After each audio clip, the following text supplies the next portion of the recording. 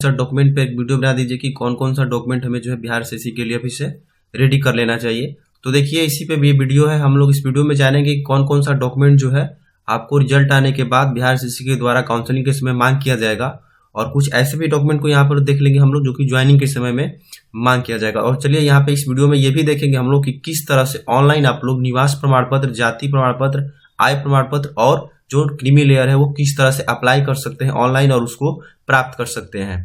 तो चलिए वीडियो को शुरू करते हैं। देखिए सबसे पहला जो है आप लोगों को जो जरूरी है इसमें वो है निवास प्रमाण पत्र, क्योंकि इस वैकेंसी में अगर आपको आरक्षण का लाभ लेना है तो ये सबसे पहले आपको बिहार का अस्थायी निवासी इसमें मांगा गया था। देखिए यहाँ पे लिखा गया है कि बिहार के अस्थायी निवासी, इस तरह से जो वैकेंसी आई थी 2014 में तो उसमें विज्ञापन में लिखा हुआ था। तो सबसे पहला आपको जो है कि निवास प्रमाण पत्र आपको बनवाना होगा, और इस वीडियो में हम लोग देखेंगे लास्ट में कि किस तरह से निवास प्रमाण पत्र ऑनलाइन आप लोग अप्लाई कर सकते हैं। स्टेप बाय स्टेप हम बताएंगे, तो वीडियो में लास्ट तक बने रहिएगा, ठीक है। जो भी नए लोग हैं वो वीडियो को, चैनल को सब्सक्राइब कर लीजिए, वीडियो को लाइक कर दीजिए। चलिए देखिए जो निवास प्रमाण पत्र है तो वो अंचलाधिकारी लेवल का आपको इसमें मांगा गया है, उससे ऊपर का मांगा नहीं गया। इससे ऊपर भी होते हैं जो कि प्रखंड विकास पदाधिकारी, तो ये अंचल लेवल का हो गया। और इसके बाद एक होता है अनुमंडल पदाधिकारी के द्वारा और एक होता है जिला पदाधिकारी के द्वारा। तो इसमें अंचल अधिकारी तक ही जो है मान्य है, ठीक है। तो देखिए सबसे पहला तो हो गया निवास प्रमाण पत्र जो कि आप लोगों को इसमें जरूरी है। दूसरा इसके बाद है कि आपके पास जाति प्रमाण पत्र, आय प्रमाण पत्र और नॉन क्रीमी लेयर। अब देखिए ये वैकेंसी में ही स्पष्ट रूप से कहाँ पे लिखा गया है, देखिए यहाँ पे उसका मैंने कटिंग यहाँ पे लगा दिया है कि पिछड़ा वर्ग तथा अत्यंत पिछड़ा वर्ग श्रेणी के आरक्षित उम्मीदवारों के लिए राज्य सरकार द्वारा अधिसूचित अंचलाधिकारी, देखिए यहाँ पर क्लियर लिखा गया है कि अंचलाधिकारी द्वारा निर्गत जाति प्रमाण पत्र जिसमें क्रीमी लेयर में नहीं होने का उल्लेख हो मान्य होगा। यानी जो भी पिछड़ा वर्ग यानी BC1 है या BC2 है, जो भी BC1 है या 2 है, तो उन दोनों के लिए जाति प्रमाण पत्र के अलावे क्या चाहिए, नॉन क्रीमी लेयर सर्टिफिकेट चाहिए।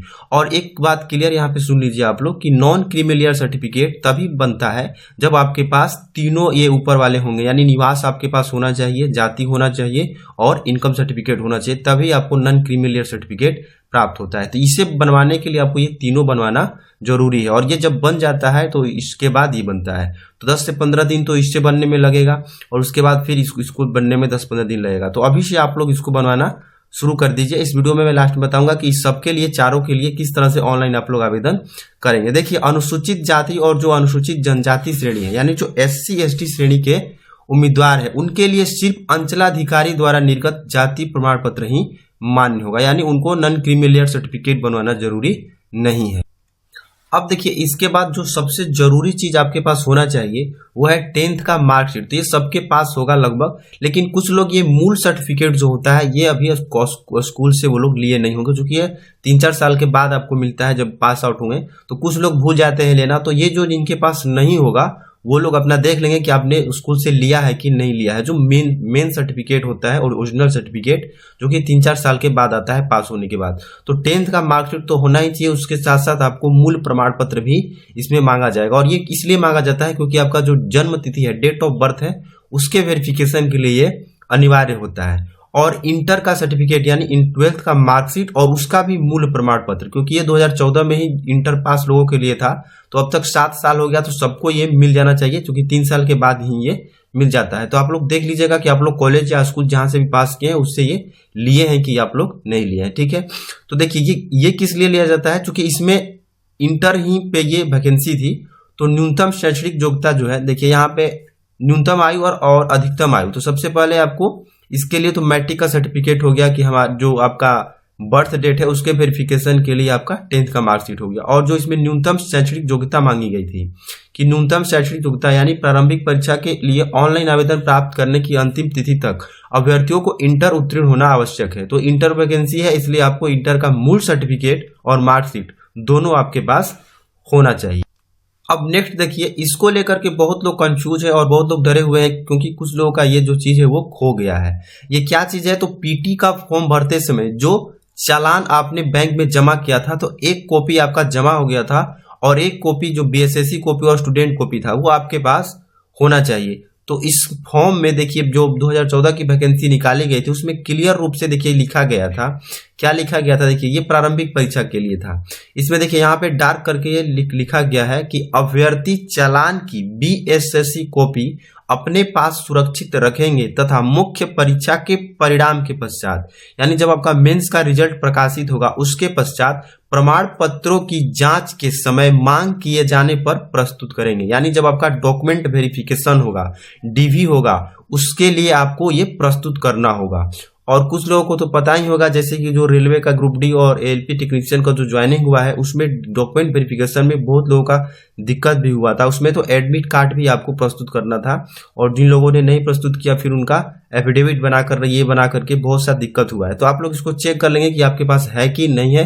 अगर नहीं है, आप लोग खो गया है, तो भी कोई दिक्कत नहीं है, आयोग इसके लिए कोई ना कोई उपाय निकालेगा ही, क्योंकि बहुत लोगों का खो गया होगा, क्योंकि बहुत ये दिन हो गया वैकेंसी आए हुए, 7 साल हो गया है, तो बहुत लोग इसको खो दिए होंगे। तो वैसा कोई बात नहीं है, आयोग इसके लिए कुछ ना कुछ कोई विचार जरूर करेगा, लेकिन आपको ये क्लियर कट वैकेंसी में बोला गया था कि आपके पास ये होना चाहिए। तो ये तो हो गया जो PT के फॉर्म के समय आपको चालान मिला था उसका ये रसीद हो गया कि फीस आपने जमा किया है। इसके बाद देखिए आपके पास होना चाहिए मेंस फॉर्म फी रिसिप्ट, यानी जो मेंस का फॉर्म भरा गया है इसी साल 2020 में, तो उसका भी आप लोगों को एक ऑनलाइन रसीद मिला था, उसको प्रिंट जो है आपको सेव कर लेना था PDF फॉर्म में, या फिर प्रिंट करवा के रख लेना था। इसको भी प्रस्तुत करना है। अब इसको भी प्रस्तुत करने का बाद देखिए जो आप लोगों को मेंस के लिए फॉर्म भरवाया गया था उसी में ये दिया गया था कि देखिए स्टेप 5 में लिखा गया है कि आवेदन पत्र भरने के पश्चात आवेदक निर्धारित स्थान पर अपना हस्ताक्षर स्कैन कर अपलोड करेंगे तथा उसकी एक प्रति वेबसाइट से डाउनलोड कर अपने पास सुरक्षित रख लेंगे। परीक्षोपरांत सफल अभ्यर्थियों की काउंसलिंग के समय परीक्षा शुल्क जमा करने से संबंधित प्रमाण पत्र यानी पावती रसीद की प्रति एवं ऑनलाइन आवेदन अनुलग्नकों के साथ प्रस्तुत करना होगा, अन्यथा वे काउंसलिंग में भाग नहीं ले सकेंगे। तो आपको जो मेंस का फॉर्म है उसका रसीद और जो आपने उसको भर करके पूरा आपका डाटा वाइज जो प्रिंट हुआ था वो भी आपको रखना था, तो वो दोनों आपको वहां पे प्रस्तुत करना होगा। तो PT के समय जो आपका चालान था वो चालान, मेंस के फॉर्म्स के समय जो फी का रसीद है वो, और मेंस का एप्लीकेशन भी प्रिंट आउट करा करके काउंसलिंग के समय आपको मांगा जाएगा। ऐसा लिखा हुआ है, जो आयोग द्वारा जो निर्देश दिया गया उस निर्देश में लिखा गया है। अब आयोग जिनके पास नहीं है वो उसके लिए कोई ना कोई नियम जरूर बनाएगा, तो इसके लिए आप लोग टेंशन न लेंगे कि आपके पास नहीं है तो ये सर वो, ऐसा कोई बात नहीं है। आयोग कुछ ना कुछ नियम इसके लिए जरूर निकालेगा। ठीक है, अगला हम लोग देख लेते हैं कि क्या आपके पास होना चाहिए। तो देखिए admit card of PT exam और admit card of mains exam, और कौन सा एडमिट कार्ड जो आप परीक्षा में लेकर के गए थे और उस पे इन्विजिलेटर ने अगर साइन किया था तो वो साइन किया हुआ ओरिजिनल जो लेके गए थे वही वाला एडमिट कार्ड आपको काउंसलिंग के समय प्रस्तुत करना होगा, PT एग्जाम का भी और मेंस एग्जाम का भी, दोनों। जैसा कि रेलवे और ग्रुप डी में भी ये मांगा गया था, तो इस वैकेंसी में भी ये मांग किया जाएगा। ठीक है, तो 10 डॉक्यूमेंट तो आप लोगों का हो गया। अब देखिए जो आपके पास आइडेंटिटी होनी चाहिए, पैन कार्ड, तो ये नेशनलिटी के लिए, यानी आप भारतीय हैं कि नहीं है उसकी पहचान के लिए आपके पास पैन कार्ड होना चाहिए, और इनकम टैक्स से रिलेटेड जो भी जानकारी है उसके लिए भी पैन कार्ड आपको इसमें मांग किया जाएगा। इसके बाद आपका पहचान पत्र, एक आधार कार्ड जो कि अनिवार्य है वो इसमें मांग किया जाएगा। तो 12 डॉक्यूमेंट तो ये हो गया कि आपसे मांग किया जाएगा। अब देखिए टोटल यहाँ तक 12 डॉक्यूमेंट हो चुके हैं। अब कुछ ऐसे डॉक्यूमेंट हैं जो कि हैंडीकेप्ड जो भी अभ्यर्थी हैं कैंडिडेट उनके लिए जरूरी होगा, जो भी जिस कैटेगरी में आते होंगे हैंडीकेप्ड का भी परसेंटेज होता है जो कि सिविल सर्जन से सर्टिफिकेट बना करके प्रस्तुत करना होता है, तो वो लोग अपना सर्टिफिकेट भी तैयार रखेंगे, क्योंकि काउंसलिंग के बाद वो भी सर्टिफिकेट इसमें आयोग द्वारा मांगा जाएगा। इसके बाद है कि कुछ जो ज्वाइनिंग के समय आपको जरूरी होगा, वो कौन कौन सा सर्टिफिकेट है, तो 2 सर्टिफिकेट आपको जरूरी होते हैं। एक होता है कैरेक्टर सर्टिफिकेट, यानी जो पुलिस अधीक्षक कार्यालय यानी जो SP का ऑफिस है वहां से आपको कैरेक्टर सर्टिफिकेट बनाना होगा कि आपके ऊपर कोई केस या मुकदमा कोई भी जो धारा है वो नहीं चल रही है, इसके लिए जरूरी होता है। ये हर वैकेंसी में लगभग मांगा जाता है ज्वाइनिंग के समय। इसके बाद एक मेडिकल सर्टिफिकेट है कि आप जो है स्वस्थ है, फिट है, इसके लिए भी कोई ना कोई सरकारी डॉक्टर से एक सर्टिफिकेट बनवा करके प्रस्तुत किया जाता है। तो ये अभी इसका जरूरत नहीं है, बाद में आप लोगों को जरूरी होगा। तो आप लोग थोड़ा थोड़ा समझ लेंगे इसको अपने जिले में कि किस तरह से वहां पे बनाने का क्या प्रोसेस है, ताकि आपको आगे दिक्कत नहीं होगी। चलिए अब हम लोग देख लेते हैं कि किस तरह से आप लोग ऑनलाइन आय, आवास और जो भी जाति प्रमाण पत्र है उसको किस तरह से अप्लाई करें।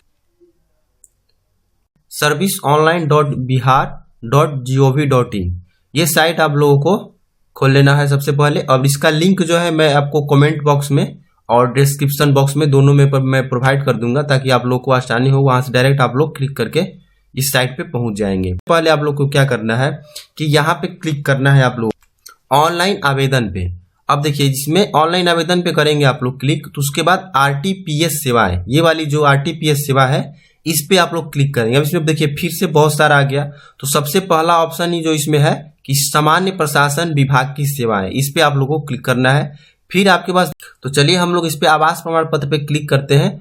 तो फिर आपको देखिए यहाँ पे अंचलाधिकारी पे क्लिक करना होगा, उसके कि आप लोग किस स्तर का बनवाना चाहते हैं, तो अंचलाधिकारी पे आप लोग क्लिक कर लेंगे। अब यहाँ से क्लिक करेंगे तो देखिए ये वाली जो है ये खुल जाएगी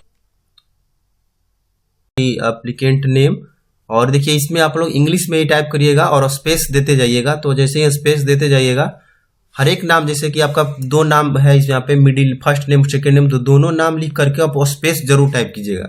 स्पेस टाइप नहीं करिएगा तो यहाँ पे ये अपने आप हिंदी में जो है वो कन्वर्ट नहीं होगा, और स्पेस अगर कीजिएगा तो ये अपने आप हिंदी में कन्वर्ट हो जाएगा। ठीक है, तो नेम ऑफ फादर भरिएगा यहाँ पे, फिर वैसे ही स्पेस दे करके मदर का नेम, फिर यहाँ पे देखिए जो भी जिनका शादी हो गया है, मैरिड लोग हैं, वो हस्बैंड नेम भरेंगी लेडीज लोग, और यहाँ पे उसको अपने आप हिंदी में भरा जाएगा। फिर इसके बाद देखिए आगे है कि मोबाइल नंबर आपको यहाँ पे फिल करना है, और यहाँ पे ईमेल। ठीक है, इसके बाद आपको एड्रेस यहाँ पे मांगा जाएगा, तो आप लोग मोबाइल नंबर और ये जो ईमेल है इसको सही रूप से भरेंगे, आराम से भरिएगा, ताकि इसमें गलत हो जाएगा तो आपको जो है कोड है वो कोड नहीं आएगा आपको मोबाइल पर, या फिर जो भरने के बाद जो आपका एप्लीकेशन नंबर है वो आपको प्राप्त नहीं होगा जीमेल पर। तो जीमेल और मोबाइल दोनों जो है ये सही रूप से आप लोग भरेंगे। इसके बाद देखिए यहाँ पे राज्य है, तो राज्य इसमें बिहार आप लोग चूज करेंगे। और थोड़ा देर यहाँ पे देखिए ये वाली जो एड्रेस वाली चीज है, इसमें बहुत थोड़ा साइट जो है वो धीरे धीरे काम करता है। जैसे आप लोग यहाँ पे स्टेट पे क्लिक करेंगे तो बिहार, तो बिहार पे क्लिक करने के बाद थोड़ा देर वेट करिएगा, उसके बाद आपको नेक्स्ट जो है डिस्ट्रिक्ट का लिस्ट आपके पास वो लोड हो जाएगा और उसमें दिखाएगा। नहीं तो इसमें जस्ट क्लिक करके इस पे आइएगा तो कुछ दिखाएगा नहीं, वो ब्लैंक शो करेगा। तो थोड़ा देर इसमें रुक के आप लोग फिल करिएगा। इसके बाद देखिए क्या करना है आपको, अनुमंडल, तो जो भी आपका अनुमंडल होगा वो फिल करिएगा, फिर ब्लॉक, और फिर इसमें आपका जो अस्थायी निवास है वहां पे आपको देखिए ग्राम पंचायत है अगर आपका, तो ग्राम पंचायत पे क्लिक करेंगे।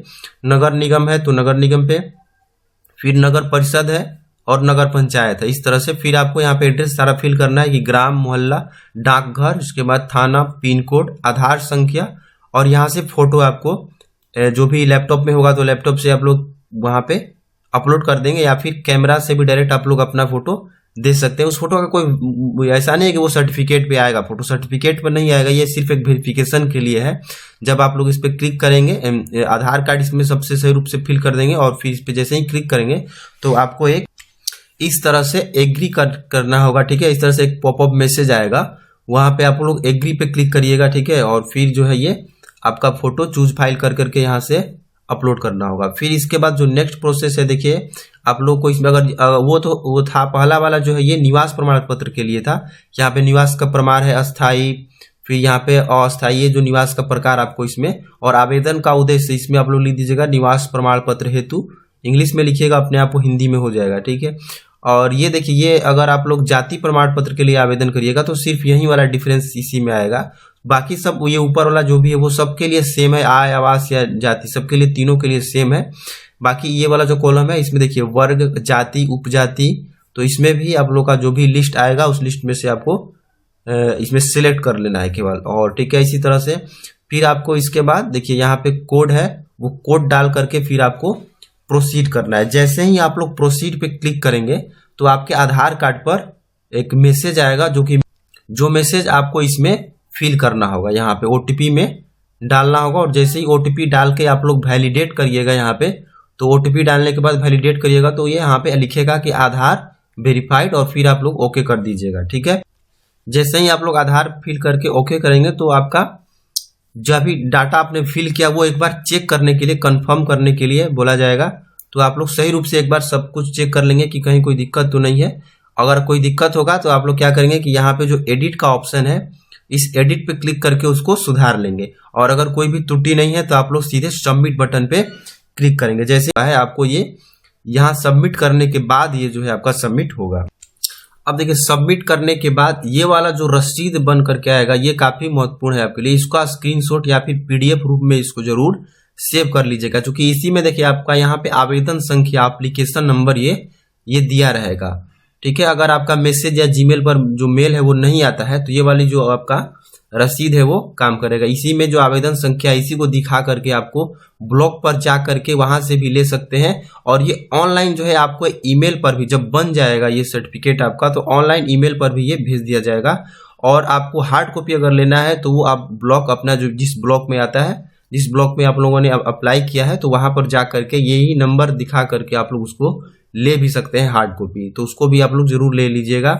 अब देखिए यहाँ पे जिस तिथि को आप लोग आवेदन करिएगा उसके 10 दिनों के बाद, यहाँ पे देखिए लिखा हुआ है 10 कार्य दिवस सेवा प्रदान करने की समय अवधि, तो 10 दिनों के बाद जो है आपको ये मिलेगा। तो उस दिन भी आपको 10 दिनों के बाद ये आपके जीमेल पर भी चला आएगा। और उसके बाद अगर आप लोग जाइएगा ब्लॉक में भी तो वहाँ ये नंबर दिखा करके भी आप लोग इसको प्राप्त कर सकते हैं, हार्ड कॉपी को भी। और ये वाली रसीद को आप लोग सेव जरूर कर लीजिएगा। देखिए यहाँ पे लास्ट में क्लिक करिएगा एक्सपोर्ट टू पीडीएफ और ये सेव हो जाएगा आपके लैपटॉप में। इसके बाद देखिए इस प्रकार आप लोग जीमेल भी चेक कर लीजिएगा कि आप लोगों के जीमेल पर भी एक मैसेज आएगा। जैसे ही आप लोग पूर्ण रूप से आवेदन को समर्पित कर दीजिएगा, सबमिट करिएगा, तो ये इस तरह से आपका मैसेज आएगा। आय प्रमाण पत्र और आवास प्रमाण पत्र तीनों आप लोग ऑनलाइन किस तरह से बनवा सकते हैं उसके लिए सारा प्रोसेस मैंने इस वीडियो में बता दिया है। इस वीडियो में इतना ही, मिलते हैं अगले वीडियो में। जो भी नए लोग हैं चैनल को सब्सक्राइब कर लीजिए, वीडियो को लाइक कर दीजिए और हो सके तो वीडियो को शेयर भी कीजिए। धन्यवाद।